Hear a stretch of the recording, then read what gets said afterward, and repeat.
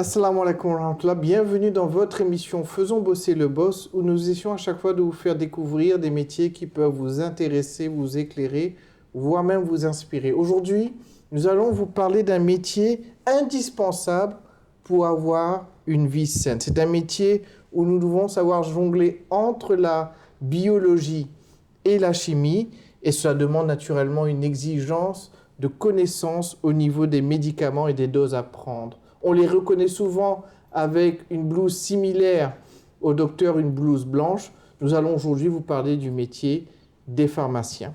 Et nous avons l'immense plaisir et l'honneur d'accueillir sur notre plateau aujourd'hui un boss, parce qu'il n'est pas seulement pharmacien depuis maintenant plus de 20 ans, mais il est aussi le responsable de la pharmacie d'une des hôpitaux les plus reconnus de l'île Maurice, l'hôpital Welkin.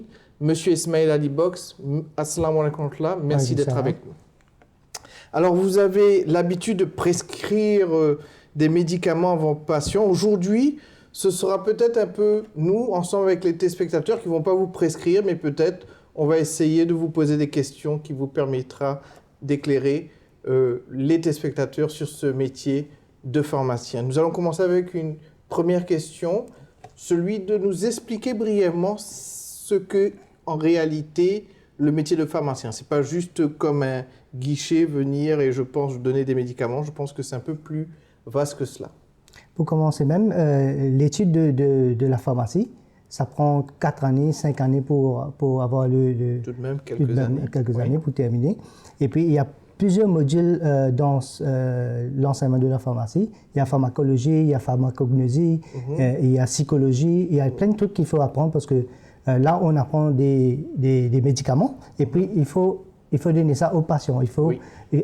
Pour donner ces médicaments-là aussi, il faut qu'on puisse savoir les patients, s'ils ont les moyens ou pas, il faut donner quelque chose d'équivalent. Alors, tout un truc à savoir à propos des médicaments. Oui. Et s'assurer justement que lorsque les prescriptions viennent, les bonnes doses sont prescrites. Parfois, il y a des erreurs, donc c'est vraiment important de rester responsable sur ce genre de domaine. Oui. Est-ce que vous avez voulu être pharmacien ou bien vous êtes devenu pharmacien par accident? Excusez-moi du mot. Bien sûr, par accident. Parce que je voulais être médecin, mais par hasard, l'étude de la pharmacie était plus propice pour moi. Alors, j'ai fait l'étude de la pharmacie. D'accord, très bien.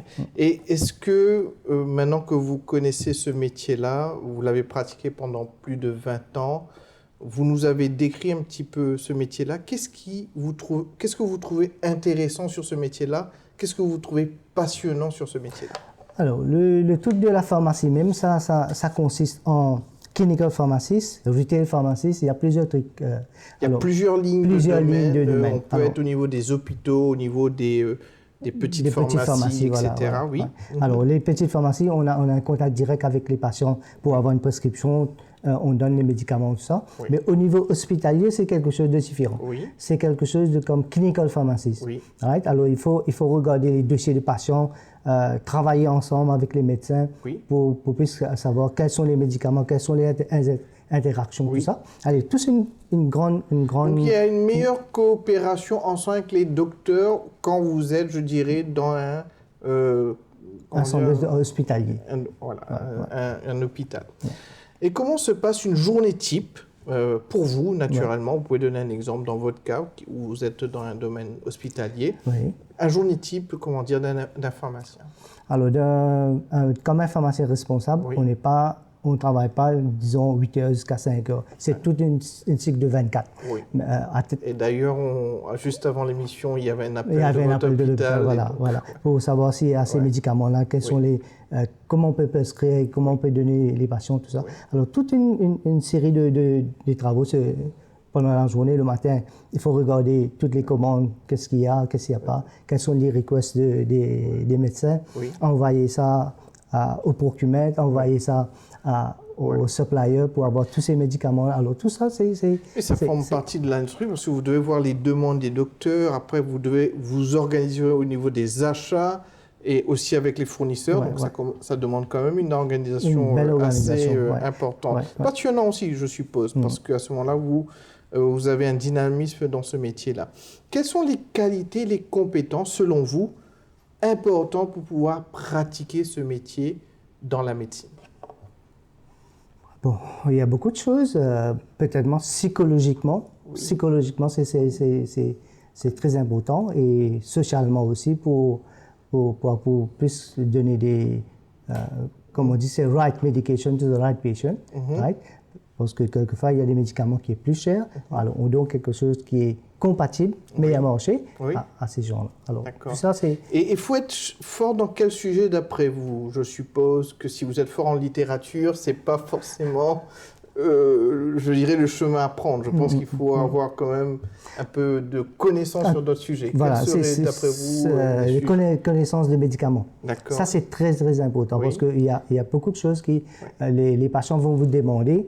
Right? Alors, de ça, il faut savoir donner la bonne qualité. Alors, si quelqu'un, par exemple, là, je suis curieux, je pense que peut-être on dévie un petit peu, mais si je vous dis j'ai un mal de tête, alors vous donnez une option, vous en donnez 3 options. Il y en a plusieurs options. Il faut savoir comment ça a commencé mal de tête, si c'était maintenant, si c'était 3 jours, et comment vous avez eu tout ça.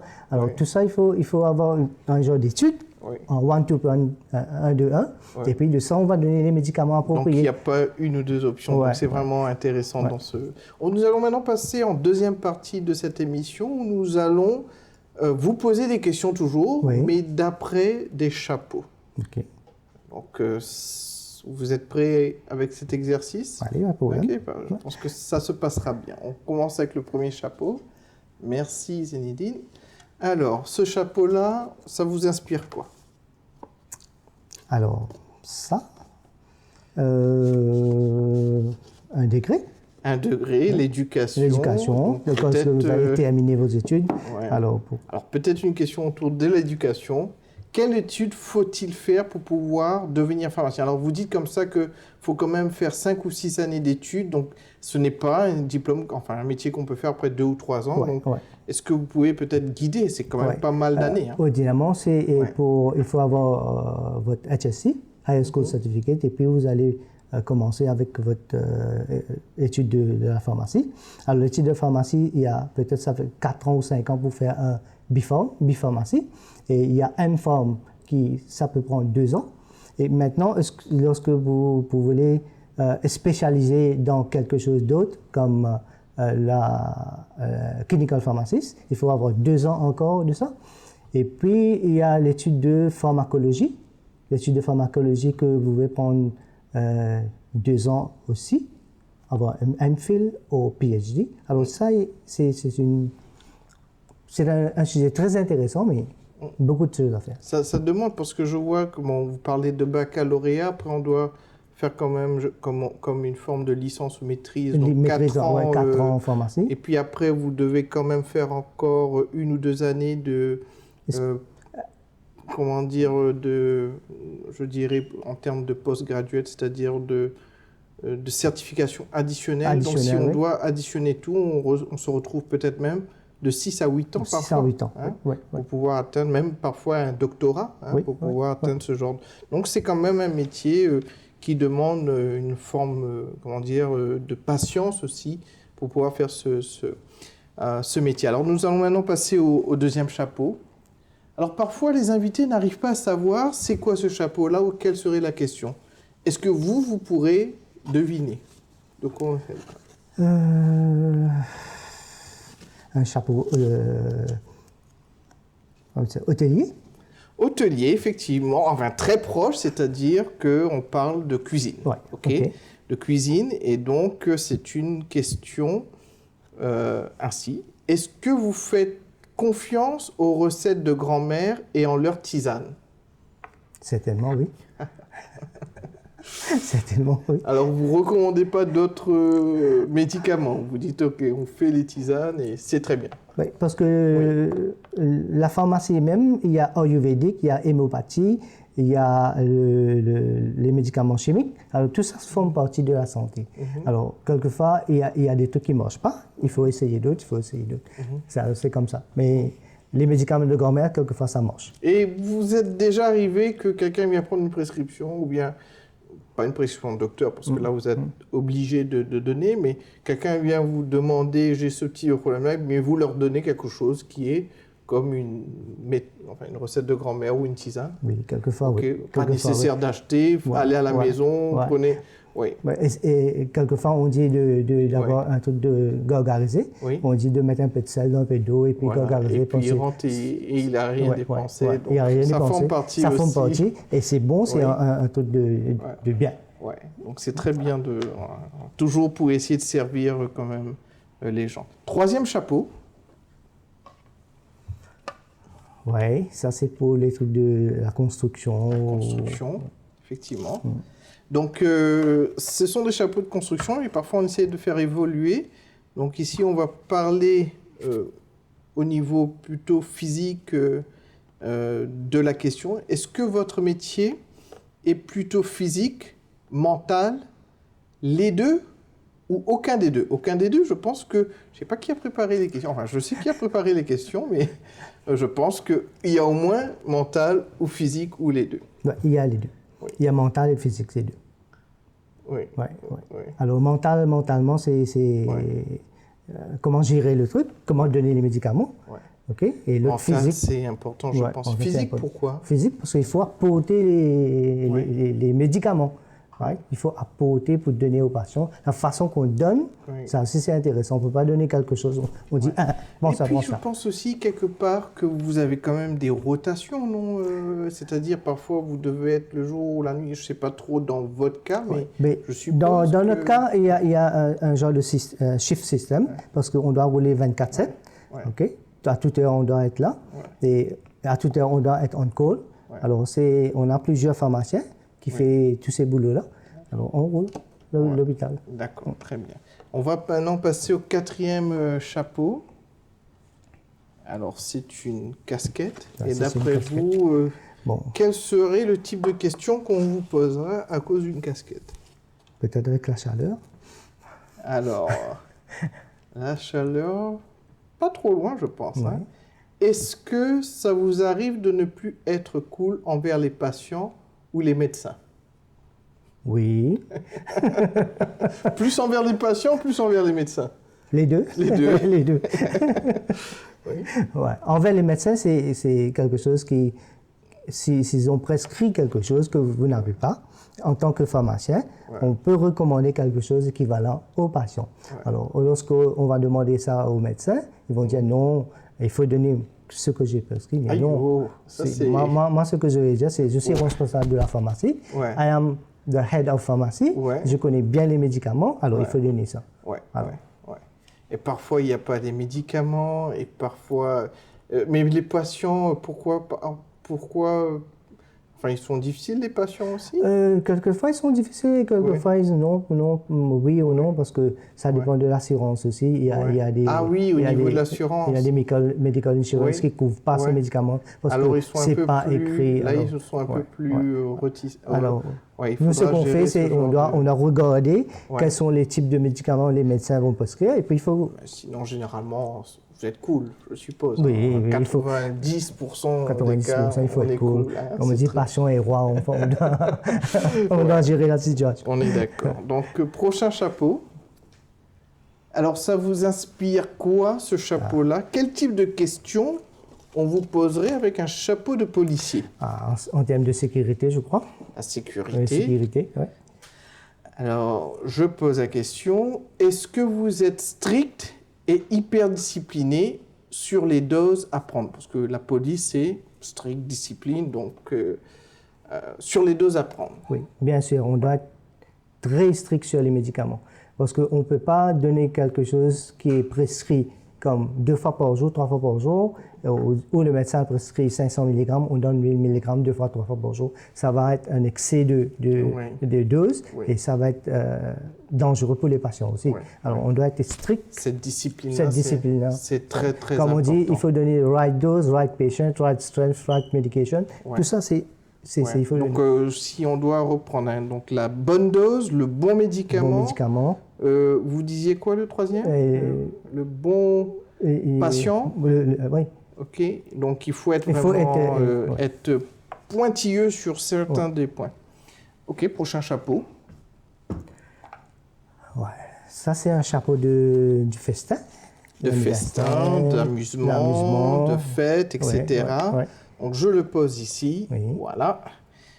Et je vous pose la question qui est une question pour un petit peu s'amuser, allons dire ça comme ça. Ouais. Est-ce que ça vous arrive de prescrire du rire à vos patients? Ça vous est jamais arrivé? Non. C'est une idée qu'on vous donne. Oui, c'est intéressant. Oui. Ouais. Est-ce que vous pensez que le rire, au fait, est quelque chose qui peut aider les patients? Bien ou bien sûr, c'est bien juste... sûr. Oui, parce que lorsque le patient va venir chez vous, alors il faut donner comme on dit, la confiance au patient. Ouais. Il faut parler, il faut faire plein de trucs. Mais par contre, aussi, il faut regarder l'aspect du staff aussi, parce que quelquefois, on fait des trucs intéressants avec les staffs. Un petit light snack pour avoir du team building. Et tout ça, on fait. À l'intérieur, pour pouvoir créer comme une équipe. Oui. On va pouvoir s'amuser. Et avec les patients, vous riez souvent avec eux ou bien c'est plutôt strict, plutôt sérieux? Alors, mon travail, c'est de regarder les patients en outpatient. On a deux types de outpatient et inpatient. Donc, le outpatient, c'est plutôt ceux qui sont pas dans l'hôpital. Voilà, qui viennent avec les prescriptions. Et les inpatients sont plutôt ceux qui sont admis à l'hôpital. D'accord, très bien. Alors, deux types de travail différents. Alors, lorsqu'on fait les site visits le matin, allez, on va voir les patients, on va demander qu'est-ce qui se passe, vous allez bien. Et vous créez des relations. Voilà, les relations avec ces patients-là. Alors, on fait quelque chose de très intéressant. OK? Et bon, deux types de psychologie différents. Alors, les patients qui viennent avec les prescriptions de outpatient. On les 2 minutes, 2 minutes, 3 minutes, et puis quelquefois, pour attendre dans la ligne, ils ont 5 minutes, ils sont très excités. Mais vous avez un bon système chez vous. On n'a qu'à appuyer, on a un ticket, on s'assoit. Donc c'est un hôpital bien confortable. Prochain chapeau maintenant. Un chapeau que vous connaissez très bien. Ça, c'est un chapeau de la prière qu'on doit mettre à tout moment de la prière. Oui. Et donc, on va vous poser une question autour de la religion.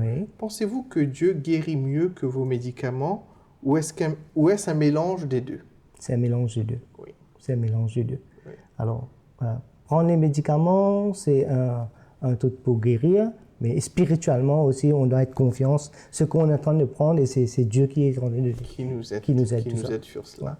D'ailleurs, en parlant de cela, sur un des concepts de l'islam, vous me faites réfléchir sur cela, c'est que dans le concept d'acceptation des prières, donc quand on fait prière à Dieu, en tant que croyant, on souhaite naturellement que Dieu accepte la prière, mais le saint prophète Mohammed Mustafa sallam, il encourageait aussi d'attacher son chameau. Donc il ne faut pas juste laisser son chameau libre et dire et prier que protéger mon chameau, il faut aussi attacher le chameau et prier. Donc ici aussi c'est pareil. C'est pareil. C'est-à-dire on prend les médicaments et on prie. Et on prie en même temps pour dire que Dieu, ce qu'on est en train de faire, c'est mieux et donner la santé. D'accord. Donc prochain chapeau, ça représente quoi pour vous ça? Bon, c'est un chapeau. Je ne sais pas. Difficile à le dire. Vous ne voulez pas le dire, j'ai l'impression. Je pense que vous l'avez trouvé, mais vous ne le pouvez pas. J'ai vu. Alors, on va parler de retraite. Garderez-vous contact avec les médicaments même pendant votre retraite? Bien sûr. On apprend à tout âge.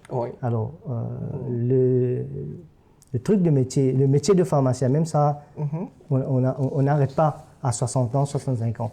Jusqu'à la mort, on peut pratiquer la pharmacie. Et comme on dit, on apprend à tout âge. On doit apprendre. Donc vous allez essayer de rester, je dirais, apprendre des médicaments qui existent sur le marché, même si demain vous êtes en retraite. Oui.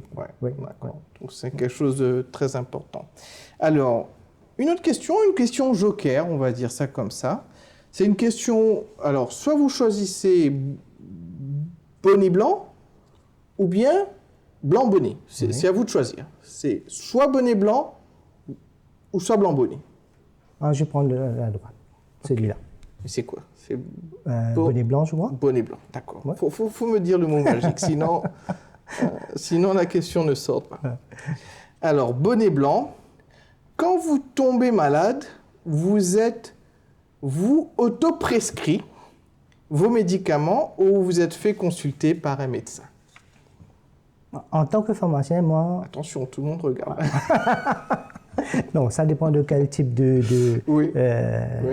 maladie que vous avez. Si c'est un mal de tête, un petit rhume, on peut prendre des Panadol. Si quelque chose à l'intérieur, ça, il faut regarder un médecin.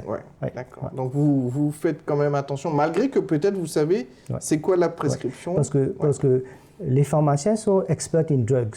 Right? Et les médecins sont les experts en symptômes et diagnostic. D'accord. Alors, chacun a sa boulot. Chacun a leur spécialité. Voilà. Je vous rejoins. Écoutez, on va se faire plaisir. On va prendre, c'était quoi déjà? Blanc bonnet. Donc, allons essayer de voir ce qui se cache derrière cette question. Quel est votre secret pour arriver à comprendre l'écriture illisible des médecins? Alors là, franchement, je pense que tout le monde serait passionné de comprendre comment vous y arrivez. Bon, ça c'est avec la pratique. Parce que tous les jours, on regarde la prescription. Et puis, en tête, on sait les médicaments, Doliprane, Paranol. Alors, on déchiffre de ce genre d'écriture-là. Mais on sait avec, quelquefois, il faut demander à vos collègues, qu'est-ce que vous avez écrit là, qu'est-ce qu'il n'y a pas. Ou sinon, on peut téléphoner directement au médecin pour demander, médecin, qu'est-ce que vous avez écrit. Alors, comme ça, on fait la liaison. Quand même, c'est un talent, ça aussi, il faut savoir le faire. Alors, nous avons déjà terminé au niveau des différentes questions au niveau des chapeaux. Peut-être 3-4 questions avant de terminer. Est-ce que vous encouragerez un jeune à devenir pharmacien? Si oui, quelles seraient les raisons? Parce que peut-être ça peut inspirer certains de nos téléspectateurs de choisir ce métier. Comme on a dit, c'est un métier de challenging. Et il faut apprendre, il faut donner les meilleurs services aux patients. Et essayons de essayer de voir quels sont les trucs que le patient veut de nous. Et puis on donne les médicaments appropriés. Alors, pharmacie, c'est quelque chose de très intéressant. Et c'est important aussi, je pense qu'aucune pharmacie ne peut fonctionner sans pharmacien officiel. C'est très régulé. C'est très régulé. Avec la régulation de l'île Maurice, il faut avoir un pharmacien officine dans chaque pharmacie, même dans les hôpitaux ou les cliniques, il faut avoir un pharmacien, parce qu'on ne peut pas donner des médicaments sans l'approbation d'un pharmacien. Alors, c'est très intéressant, c'est bon. Et important aussi dans ce sens-là. C'est un métier où on a certainement besoin de certaines compétences. Quelles seraient, d'après vous, les compétences spécifiques qu'un pharmacien devrait avoir? Par exemple? Disons, est-ce qu'il faut avoir une bonne mémoire? Il faut être bon dans un sujet spécifique? Non, pas nécessairement, parce que la pharmacie même, on a plusieurs modules qui vous donnent l'opportunité d'apprendre pour appliquer ça dans le domaine de pharmacie. Comme on a dit, psychologie, physiologie, alors l'étude de médicaments, l'étude de plantes, il y a plusieurs trucs. Alors lorsque vous allez sortir de ce degré-là, vous avez une étude complète de tous les... Mais comment, après les études, vous restez à jour sur les médicaments? Parce que ça évolue chaque année, on peut même dire chaque mois, il y a des nouveautés qui sortent. Donc, bon, ici à Maurice, on a le truc de représentant médical qui vient à chaque fois vous dire que alors, ces médicaments, c'est nouveau, quelles sont les études qu'ils ont fait. Alors de ça, on apprend. Et puis en plus de ça, le Pharmacy Council a introduit le truc de... un truc de pointage que tous les pharmaciens doivent avoir. Et là, l'année dernière, c'était 6 points. Là, on a augmenté, c'est 9 points. Peut-être l'année prochaine, va être 12 points. Alors, il faut avoir toute cette connaissances-là. Oui. Et puis, vous allez avoir votre registration au niveau de la pharmacie. C'est-à-dire board. c'est comme un examen qui vous fait passer chaque Non, c'est an? pas un genre d'examen, c'est Oui. un genre de conférence Oui. que vous allez... Et ça vous donne des points et Ça donc vous vous donne avez des un points. minimum de conférences Oui, à oui, participer oui, minimum. pour pouvoir Ouais, oui. avoir votre licence Voilà, pour pratiquer voilà. dans Et en le plus pays. de ça, ils vous donnent des trucs de nouveaux. Oui. Right? Et peut-être il y a des gens qui viennent de l'extérieur aussi, Oui. qui vont venir et vous dire comme ça, aujourd'hui on va parler de pain management. Ouais. Pain management, Ouais. c'est quelque chose de très vaste. De très Alors, vaste, oui. Quels sont les médicaments appropriés pour Oui. prendre en truc de pain management? Il faut Oui. commencer avec, disons, Panadol, Pain, qui est Doliprane, la souffrance, oui. doucement, petit à petit. Il faut avoir combinaison Ouais. de Doliprane, peut-être avec un genre de prégabaline Ouais. ou je ne sais pas encore. Il y a plusieurs trucs. Alors tout ça, Et c'est très intéressant et c'est très régulier. Dernière question, si vous n'étiez pas pharmacien, quel autre métier auriez-vous choisi et pourquoi? alors moi-même, lorsque j'ai commencé mon étude, alors je voulais avoir l'étude de doctorat, mais on n'a pas pu. Et puis j'ai commencé à faire la BSc.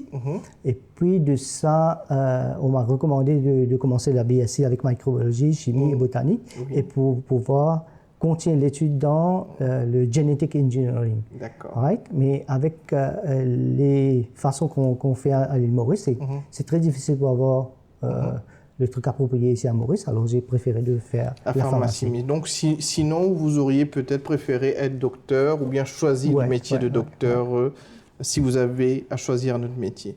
Monsieur Ismaël Ali-Box, merci d'être venu bosser avec nous ces quelques minutes pour pouvoir partager la connaissance de ce métier important, connu de tous qui est le métier de pharmacien, mais là, vous nous avez donné des éléments de pouvoir nous éclairer. Nous vous souhaitons naturellement beaucoup de succès dans votre mission que vous avez aujourd'hui dans l'hôpital Welking et aussi dans votre carrière. Merci à vous. Assalamu alaikum. Chers téléspectateurs, nous sommes arrivés maintenant à la fin de notre programme. Nous espérons que vous avez pu en profiter. Comme d'habitude, vous pouvez choisir les métiers que vous souhaitez que nous abordons. Vous pouvez les envoyer dans l'email qui s'affiche au-dessus au bas de l'écran, allonsbosser@gmail.com. Et si vous avez des questions aussi, vous pouvez les envoyer sur ce email. Merci de votre attention encore une fois. Bossez bien et à très bientôt, Inch'Allah. Assalamu alaikum wa rahmatullahi wa barakatuh.